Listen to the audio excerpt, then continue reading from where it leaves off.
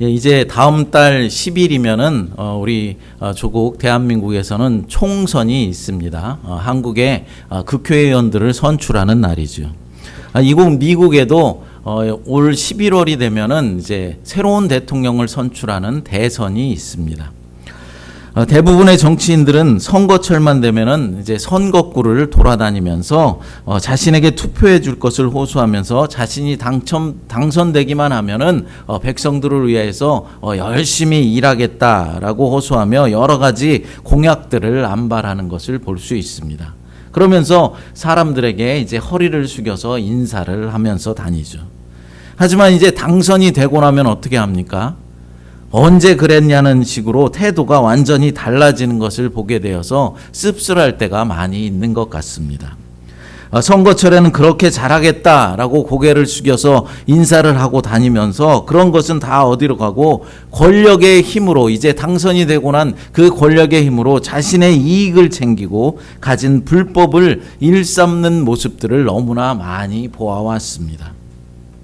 물론 안 그런 분들도 있겠지만 대부분의 정치인들의 모습은 국민들을 행복하게 하고 편안한 나라로 만들려고 하기보다는 자신의 이익과 자신의 기득권 유지에만 관심이 가 있는 것을 보게 된다라는 것이죠.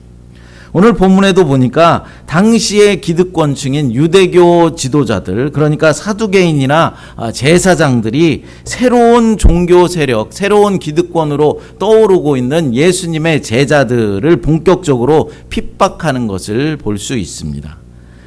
이들은 사도들의 행동에 위협을 느껴서 자신들의 기득권을 지키기 위해서 이제 사도들을 핍박하기 시작하는 것입니다.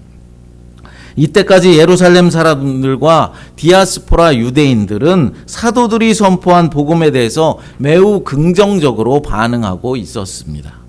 그런데 사도들이 증거한 메시지의 내용이 무엇입니까?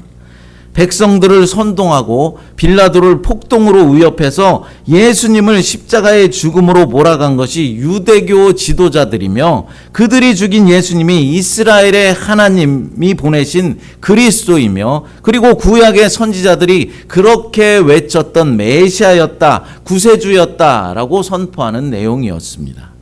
그러니까 사도들의 메시지를 보면은 유대교 지도자들은 하나님이 보내신 메시아를 죽인 자들이 되는 것입니다. 그러니 베드로와 요한의 이 메시지를 더 이상 가만히 보고 간구할 수만은 없었던 것이죠. 이제부터는 유대교 지도자들의 조직적인 반발과 노골적인 핍박이 시작되는 것입니다.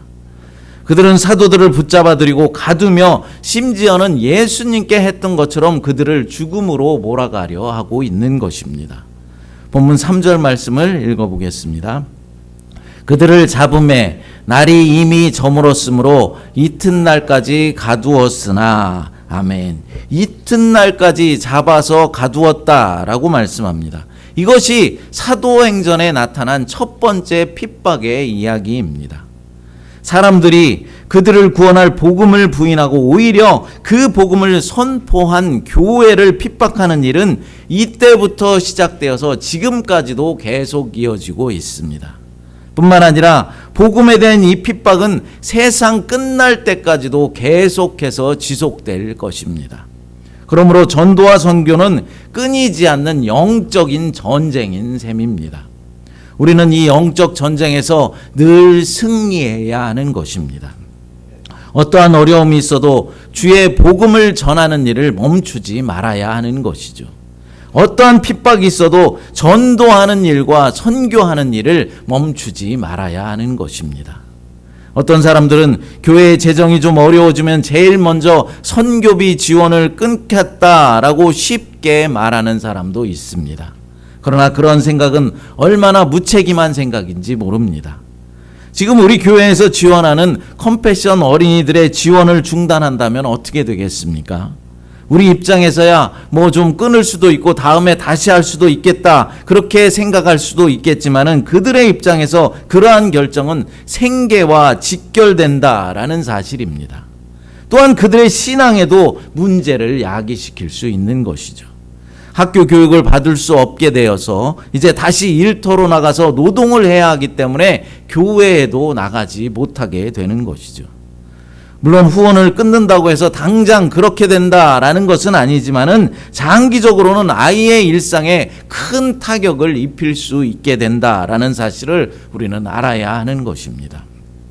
우리 입장에서야 뭐 외식 한번 안 하면은 얼마든지 후원할 수 있는 그런 적은 돈이다라고 생각할 수도 있겠지만은 그들의 입장에서는 일생이 달린 그들의 삶이 달라질 수도 있는 큰 것이라는 말입니다. 그러므로 우리는 선교와 전도의 영적인 전쟁에서 늘 승리하기 위해서 이제 전도하는 일, 선교하는 일을 멈추지 말아야 하는 것이죠. 우리가 복음을 전하는 일을 멈추지 말아야 하는 것입니다. 본문 1절 말씀 같이 읽어보겠습니다. 사도들이 백성에게 말할 때에 제사장들과 성전 맡은 자와 사두개인들이 이르러 아멘. 사도들이 솔로몬 행각에서 이제 하나님의 말씀을 선포하자 많은 백성들이 몰려들어서 그 말씀을 듣고 있었습니다. 그 말씀은 유대교 지도자들에게는 아주 불리한 말씀이었습니다. 그러자 성전을 관리하는 제사장과 성전 맡은 자들이 제자들이 말씀을 전하는 곳까지 이제 와서 나타납니다. 그들은 사도들의 말씀과 행동에 위협을 느껴서 그들을 방해하기 위해서 온 것입니다. 제사장들은 예배와 제물을 관리하는 레위 지파 사람 중에서도 아론의 후손들이었습니다. 성전 맡은 자는 레위 사람 200명으로 구성된 성전 경비원을 총괄하는 그런 사람이었죠. 대제사장 집안 중 하나가 이 자리를 차지했으며 성전에서 대제사장 다음으로의 그런 위치에, 높은 위치에 있었던 사람이었습니다. 사두개인들도 이제 제사장들과 성전 맡은 자와 함께 왔다라고 합니다. 사두개인들은 자신들이 솔로몬 시대의 대제사장이었던 사독에게서부터 비롯되었다라고 주장하였습니다. 그러니까 이것은 자신들이야말로 가장 정통파 제사장이다라고 주장을 하는 것이죠.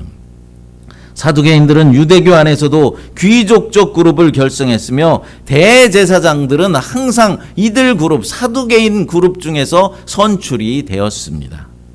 이들은 또한 매우 물질론적인 세계관을 지닌 사람들이었고 사두개인들은 바리새인들과는 달리 이제 부활이 없다라고 주장했던 사람들이었죠. 다만 인간의 자유의지와 책임을 강조하는 집단이었습니다. 당시 바리새인들은 율법을 아주 중요시하고 율법을 강조했었지만은 이 사두개인들은 율법에도 별 신경을 쓰지 않고 있었습니다. 오늘 본문의 이야기에도 이 같은 입장이 그대로 반영되어 있는 것을 볼 수 있습니다. 그러니까 이들의 관심은 다만 사도들의 가르침이 자신들이 지금 누리고 있는 로마 정권과의 정치적, 사회적, 종교적인 안정을 위협할까 봐서 염려하고 있었던 것뿐이었습니다. 자신들이 누리고 있는 기득권을 빼앗기게 되어서 안정된 삶에 악영향을 끼칠까 봐서 두려워하고 있었다라는 것이죠. 오늘날의 정치인들 중에도 이러한 사람들이 있습니다. 국민들이야 뭐 죽든지 말든지 아무 상관도 없고 관심도 없이 자신의 정치적인 이익권만을 챙기려는 그런 사람들이 있다라는 것이죠. 자신의 표만을 위해서 상대방에 대한 가짜 뉴스를 악의적으로 퍼뜨리고 실천 가능하지도 않은 공수표 그런 공약들을 남발하고 있다라는 것입니다. 이런 면에서 볼 때 국민들 한 사람 한 사람은 조금 더 현명해질 필요가 있는 것입니다. 대통령이든 국회의원이든 그 사람이 이제 당선되고 나서 어떤 일들을 과연 행했는지 우리가 꼼꼼히 살펴볼 필요가 있다라는 것이죠. 선거 때 내걸었던 공약들을 과연 얼마나 지키고 있는가를 확인해 봐야 하고 잘 사는 나라를 만들기 위해서 과연 어떠한 일들을 하고 있는가를 살펴보아야 한다라는 것입니다. 정치인들뿐만 아니라 교회 공동체 안에서도 기득권을 누리려는 사람들이 있습니다. 이들은 대부분 교회에 나온 지 오래된 사람이고 교회의 중요한 역할을 담당하고 있는 사람입니다. 우리 같은 작은 교회에서야 뭐 기득권을 누릴 건덕지도 없지만은 이제 규모가 그래도 어느 정도 되는 교회에서는 기득권자들이 여러 가지 혜택을 누릴 수가 있다라는 것이죠. 제가 아는 어떤 장로님은 교회의 재정을 맡고 있었고 동시에 교회 시설이나 관리를 보수하고 있었습니다. 그런 것을 맡고 있었습니다. 그의 직업이 건물을 개보수하는 일이었기 때문입니다. 그런데 어느 날 보니까 교회 입구의 계단에서 계단 보수 공사를 하고 있는 것을 보았습니다. 사실 제가 교회를 여러 번 오갔지만은 계단이 보수할 만큼 부서져 있거나 그것을 보수할 만큼 무너져 있지 않았었습니다. 그래서 장로님께 가서 장로님 수고하십니다. 계단에 무슨 문제라도 있습니까? 라고 물었더니 장로님이 크게 문제는 없지만 하도 이 계단이 오래되어서 미리 좀 보수를 하려고 한다라고 말씀하는 것입니다. 저는 당시 장로님이 교회를 너무나도 사랑하시는구나. 큰 문제가 없지만 미리 공사를 해서 더 큰 그런 불편을 없게 만드시는구나 라고 생각했었습니다. 그리고 당연히 공사비는 자신이 그 사업을 하는 분이시고 본인이 또 그 공사비를 헌신하겠구나라고 생각했습니다. 본인 돈으로 하시겠구나라고 생각하면서 참 좋은 분이시고 하나님께 온전히 헌신하는 분이다라고 생각했습니다. 그런데 나중에 알고 보니까 그런 게 아니었죠. 당신의 돈으로 공사하는 것이 아니라 교회 재정으로 공사를 하더라는 말입니다. 물론 그것이 잘못되었다라는 것이 아닙니다. 당연히 교회 개보수를 위한 공사니까 교회 재정으로 하는 것이 맞는 것이죠. 그런데 문제는 청구된 금액을 확인해 보니까 그 금액이 문제였다라는 것이죠. 그 정도 공사에 들어갈 공사비보다 2배에 가까운 공사비를 이제 청구하였더라는 것입니다. 여러분 같으면 어떻게 하시겠습니까? 내가 원래 그런 사업을 하고 있고 또 교회 건물에 대한 개보수인데 그것도 일반 평신도도 아니고 장로가 되는 사람이 원래 가격보다 2배에 가까운 그런 공사비를 받아간다는 것이 말이 됩니까? 그것도 당장 해야 하는 시급한 공사도 아니고 말입니다. 사실 장로 정도 되면은 얼마 되지 않는 공사비라면 그냥 해주어야 맞습니다. 그것이 아니라면 자재비 정도만 받고 될 수 있으면 저렴한 가격으로 교회의 일을 해주어야 맞는 것이죠. 그게 은혜스러운 것입니다. 그런데 어떻게 2배에 가까이 되는 그런 공사비를 청구해서 받아갈 수 있단 말입니까? 그런데 여러분, 교회에는 이런 사람들이 생각보다 많이 있다라는 사실입니다. 교회 공사를 한다는 명목으로 자신의 이익을 챙겨보려는 그런 사람들이 있는 것입니다. 교회 물품을 사면서 자신의 물건까지 끼워 사는 사람들이 있다라는 것입니다. 여러분, 이런 하찮은 이익을 얻고자 교회에 나오고 이런 하찮은 이익을 취하고자 교회의 기득권을 얻어서야 되겠습니까? 교회에서의 직분은 여러분 말 그대로 봉사하는 직분입니다. 어떤 권한을 누리거나 이익 추구에 사용하라고 재직으로 임명하고 직분을 주는 것이 아니라는 말입니다. 더 많이 봉사하라고, 더 많이 섬기라고 직분을 주는 것입니다. 그런데 그것을 모르고 자신이 마땅히 해야 할 책임은 수행하지 않고 권리만 챙기려 하고 이익만 챙기려 한다면은 그것은 중대한 범죄가 되는 것입니다. 왜냐하면 그것은 교회 공동체를 해치는 일이 되기 때문입니다. 본문의 사두개인들은 다른 것, 그러니까 하나님의 말씀이나 율법에는 전혀 관심이 없었고 자신들이 누리는 기득권 유지에만 관심을 가지고 있었다라는 것입니다. 그래서 이들은 자신들의 이권을 보존하기 위해서 로마 정권에 매우 협조적이었고 아주 친근하게 지냈습니다.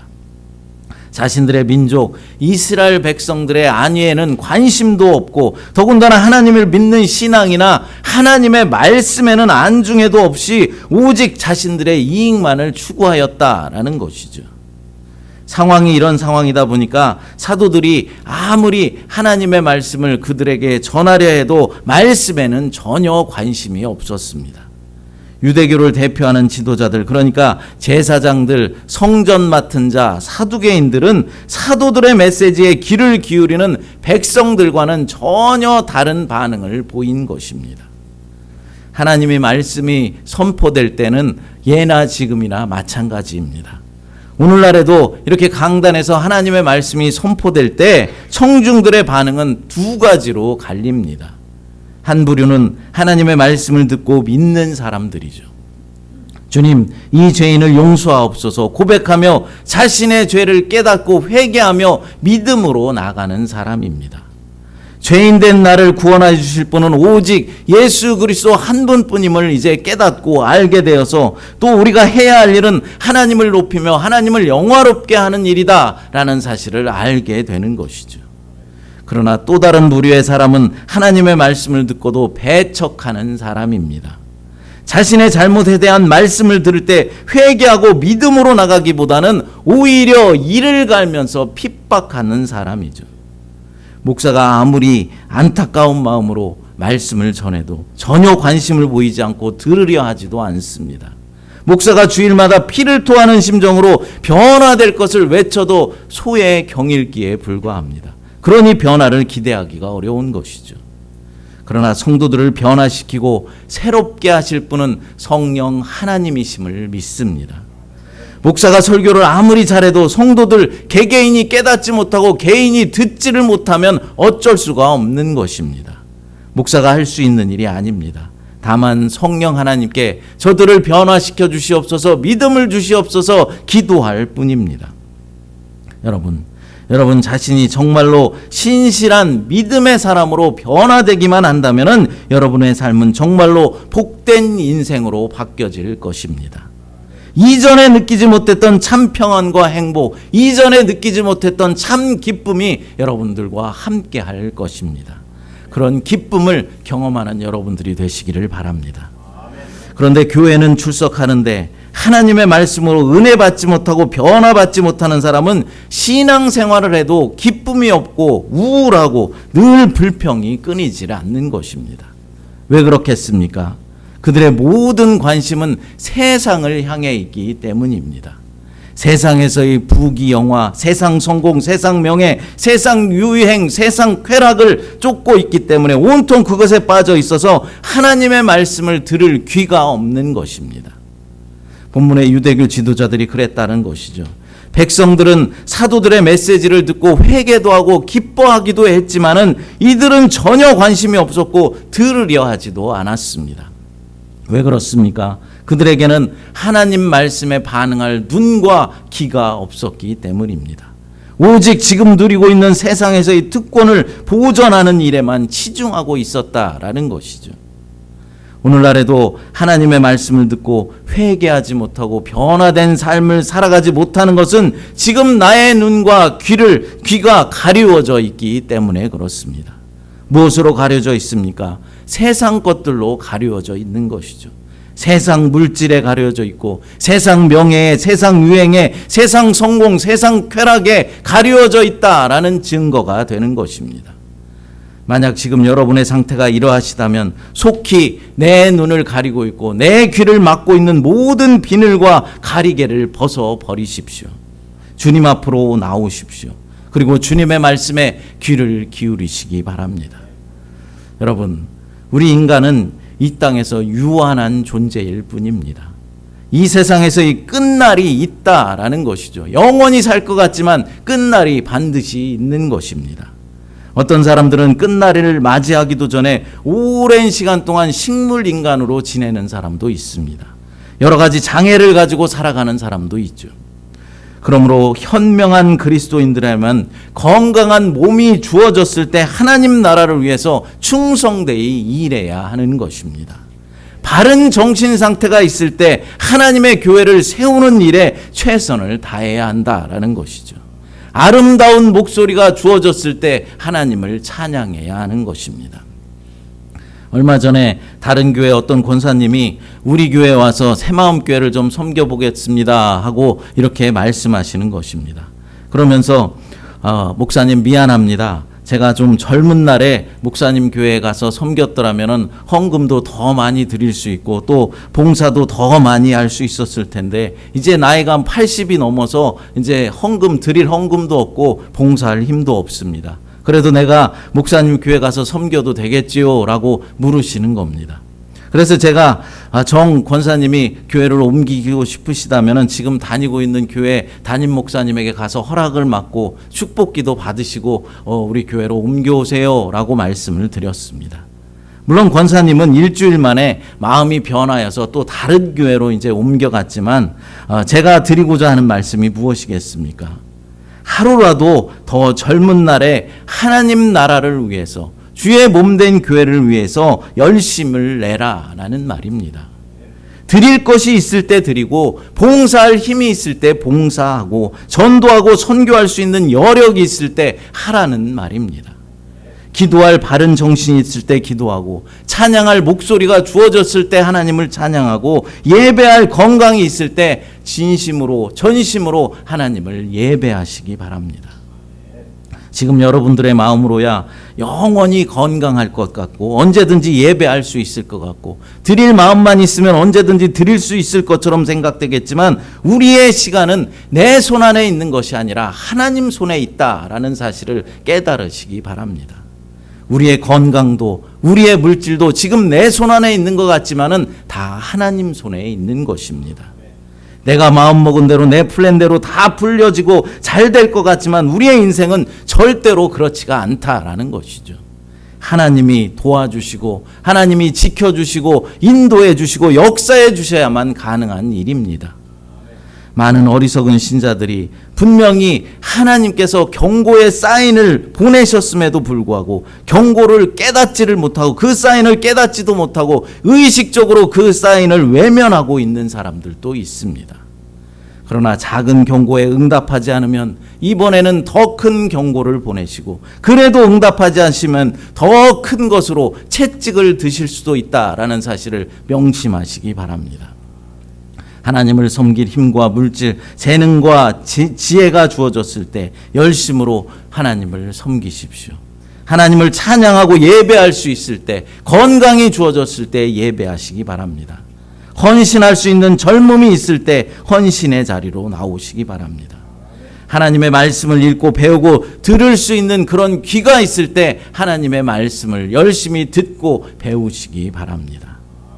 유대교 지도자들은 사도들이 전한 말씀에 눈을 감았고 귀를 닫았습니다. 사두개인을 중심으로 하는 유대교 지도자들이 사도들의 말씀을 거부하며 싫어했던 이유가 있었습니다. 본문 2절을 읽어보겠습니다. 예수 안에 죽은 자의 부활이 있다고 백성을 가르치고 전함을 싫어하며. 아멘.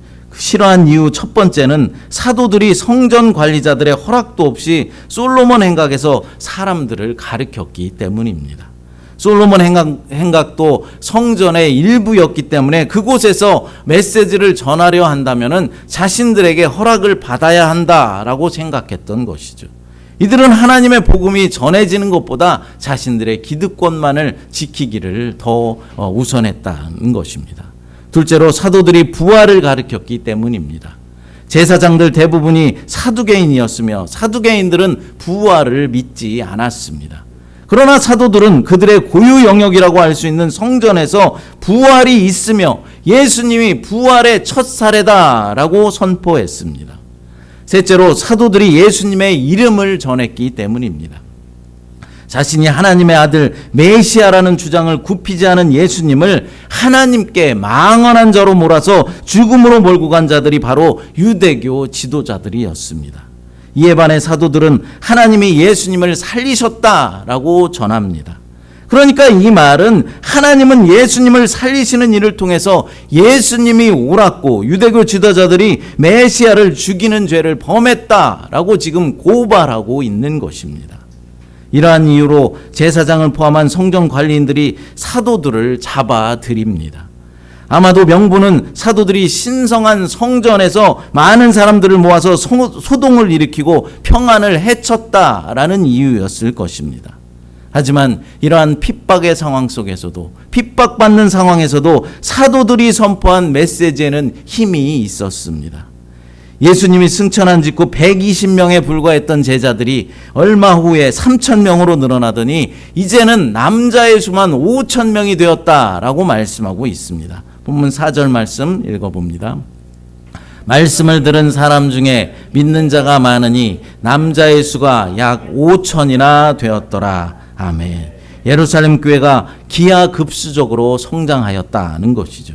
성령 하나님께서 사도들의 말씀 속에 역사해 주신 것입니다. 그렇습니다. 하나님의 말씀에는 능력이 있습니다.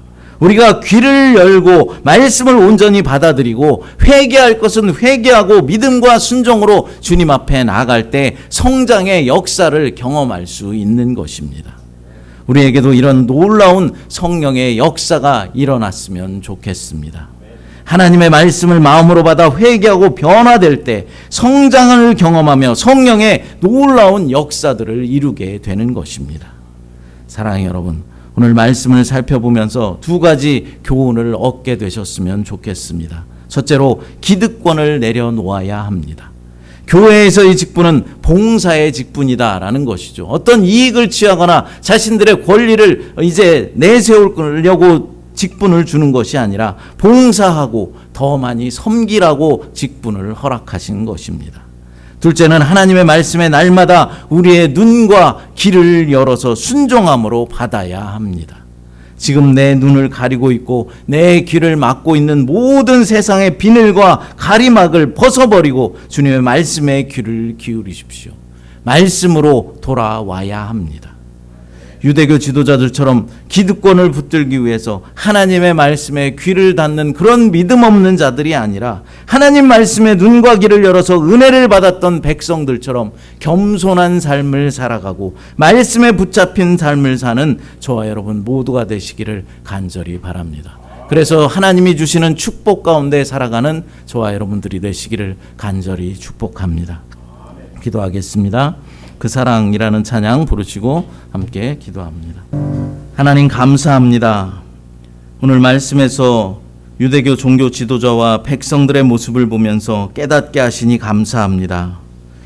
유대교 지도자들처럼 기득권을 붙잡기 위해서 하나님 말씀에 귀를 닫는 어리석은 그런 믿음의 사람이 아니라 하나님의 말씀에 눈과 귀를 열고 은혜 받은 백성들처럼 겸손한 삶, 말씀에 붙잡힌 삶을 살아갈 수 있도록 하나님 인도하여 주시옵소서. 이제 다시 주님의 말씀으로 돌아가서 온전한 믿음의 사람으로 아버지 새로워질 수 있도록 주님 붙잡아 주시고 역사하여 주시옵소서. 거룩하신 예수님의 이름으로 기도드리옵나이다. 아멘.